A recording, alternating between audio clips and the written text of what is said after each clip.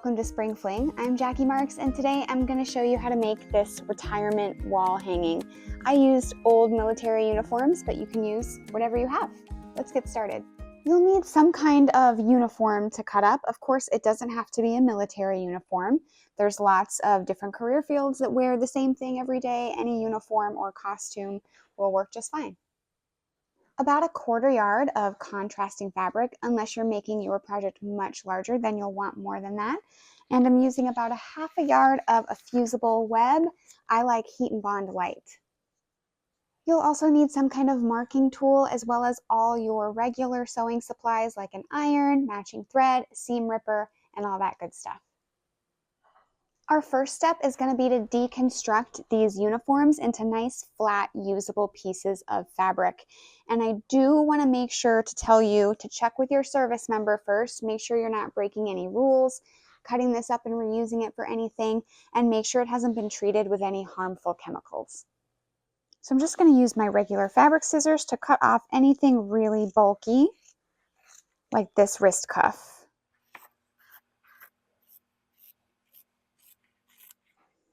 I'm just doing a small wall hanging like a mini quilt, so I think this back panel piece is going to be big enough to use as my background fabric. But if you want a much larger piece, don't forget you can cut it into smaller squares and patchwork it, and that would be really cute too.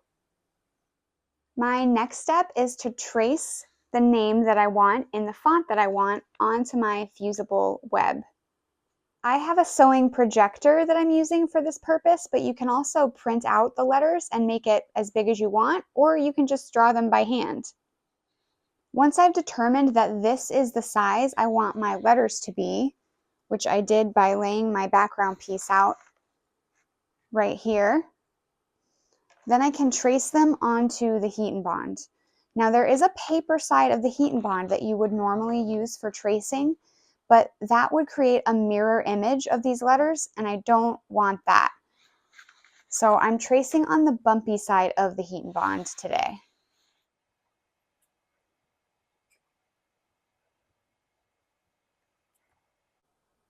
So I've traced it one time down here. That's going to be for my camouflage fabric, but then I need to trace it again in a contrasting fabric to make these letters stand out from the background fabric. And I want them to be a little bit bigger so they stick out around my background fabric, like I showed you in the sample in the beginning of the video.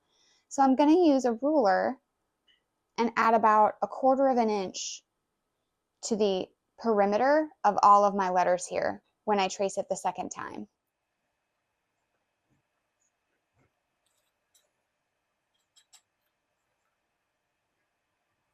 Once I have all my letters traced onto my fusible web, I'm going to use some paper scissors to cut around those lines that I just made.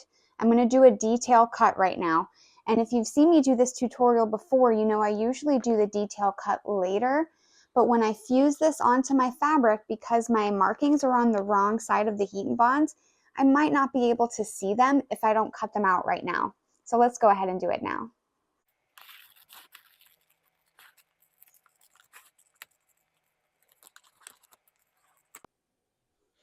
Once your letters are cut out of your fusible web, it's time to iron them down onto your fabrics. The skinny letters are getting ironed down onto your main fabric, and the wider letters are getting ironed down onto your contrast fabric. When you iron these down, you want the bumpy side or the shiny side to be down on the wrong side of your fabric. So here's my right side. I have the wrong side up.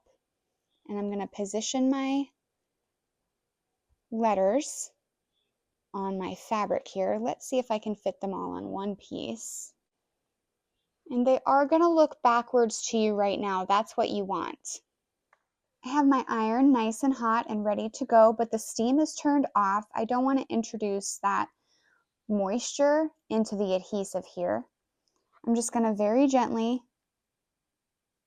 lay the iron down. I don't want to move it too much because I don't want these papers to slide around on me. Just kind of slowly move the iron over the fusible web without pushing or dragging. I don't want to push, at least not yet, because I want these to go down nice and flat without getting folded or distorted in any way. Then I can go back over and give them a little bit more prolonged heat, just to the count of like 5, to make sure that glue really melts. This is not like a fusible interfacing, this is melting glue. We want it to be really, really stuck. Then I'm gonna let it cool. When it's cool to the touch, I'm gonna take my fingernails and just kind of run them around the edges of these papers to make sure I can't get underneath it, to make sure I can't peel it up off the fabric. And that will tell me that everything is really stuck down where it needs to be. Now some of these corners, yeah, I might want to hit the corners again with a little bit more heat. And that's fine. Take your time. It might take you a couple tries. Then we'll do the same thing with our contrast fabric. I'm using a solid black, so it doesn't really matter which side of my fabric I use. But if you're using a print, you want to make sure you have the wrong side up.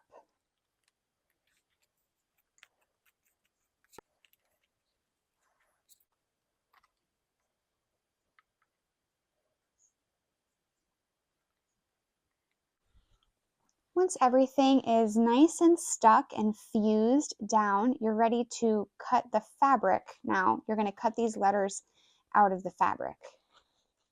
If your paper scissors will accurately cut fabric, you can use them here if you're scared of cutting the fusible web with your fabric scissors. But I have a pair of fabric scissors that I have relegated to this specific use. So I'm okay with my fabric scissors for this today.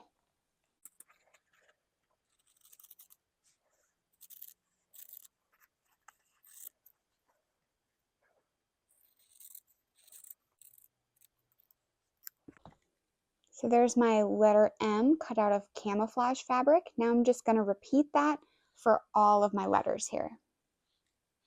Now that your hand is nice and sore, we're ready to start assembling.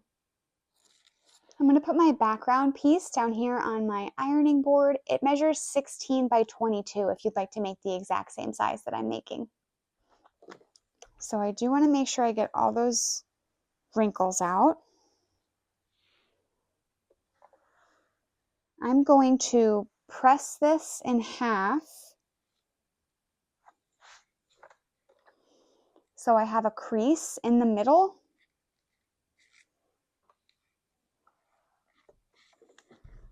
And then press it in half the other way so I know where my center point is. And that way I can make sure my letters are centered on the piece. Okay, now I'm going to remove the paper backing from the letters. And when I do this, I should be able to see the shiny stuff that's left on the fabric. If your shiny stuff is coming off on your paper, you need to try to refuse the glue to the fabric. But that's exactly what I want, is a shiny piece of fabric. Now that is glue on my fabric, so when I put it down here, I can iron it again and it will be stuck to my background piece. So let's remove all of the papers from my contrast pieces. And I'm going to arrange my contrast pieces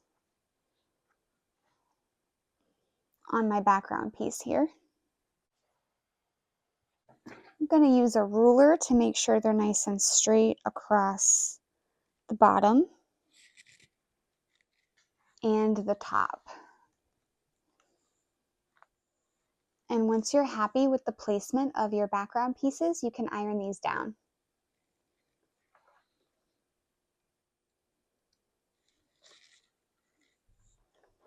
Okay. Those are good to go. They're not going anywhere. They're nice and stuck. And now we can do the same thing for our camouflage letters. So let me go ahead and tear the backing, or just peel the backing off my letters here and make sure they're nice and shiny on the back. Okay, now I want to center my camouflage letters on my black letters. Look how cool that looks. I'm really happy with that.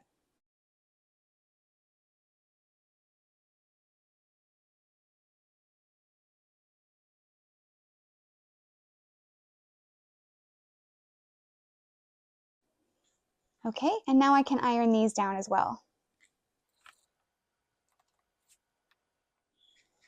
Okay, I'm making sure those are nice and stuck, and they are. They're not going anywhere.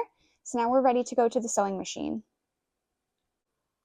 When I do machine applique, I like to use this zigzag, and then I go in and I change the length and the width. So I'm gonna make it wider. I want it 4 millimeters wide, and then I want it much shorter so I get more of a satin stitch. I like 0.6. So you can start anywhere you like, but I like to start in the middle of a long side. I don't want to start at a corner or a weird intersection like that. So I'm going to lower my needle down, and I want it to go into the black fabric right next to the camo fabric. If it lands in the camo fabric, it's going to pierce right at the edge there and make it fray, and I don't want that. So we're going to go needle down in the black fabric and then take a few stitches before moving that extra thread out of the way. Okay, and then just keep going.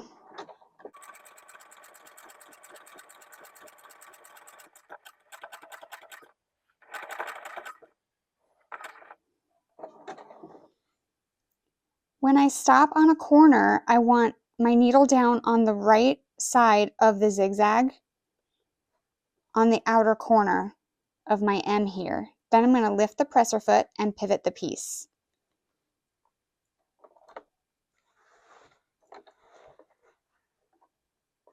And then sew down the next side.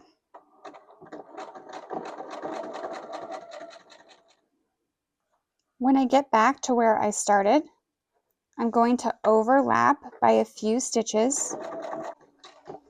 Okay, I've overlapped about 2 or 3 zigzags, and then I'm going to back stitch 2 or 3 zigzags. And then cut the thread, and I'm done with that letter M.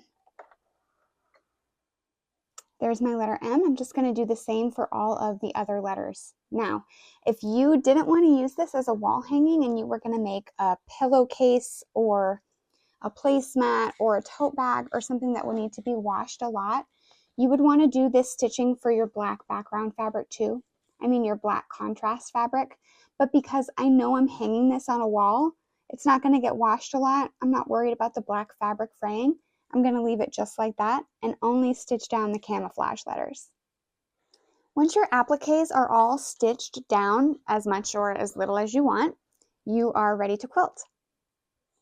I am going to be using my long arm to quilt this. It's the Cunique 21X Elite from Grace Company, but the design I'm going to show you is really easy to do on a domestic machine, so no worries there. Okay, I'm all loaded on the long arm here. I'm using precise mode, and I'm going to use my True Cut ruler foot and my True Cut ruler, which snaps into that ruler foot like that. And I'm going to make some straight lines part of the way down to the letters. I'm going to do that all the way across, but at all different lengths. I think that might be kind of fun.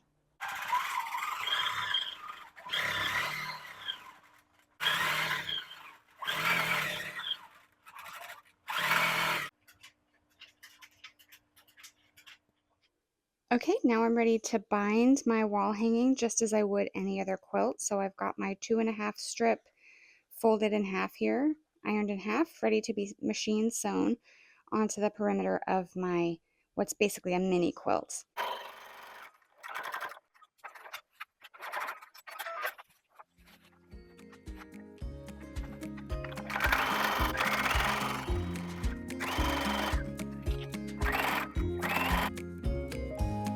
There she is, all finished. Cute, right? Again, I'm Jackie Marks. Thank you so much for watching. I hope that you enjoyed it, and I hope that this inspires you to make your own retirement wall hanging.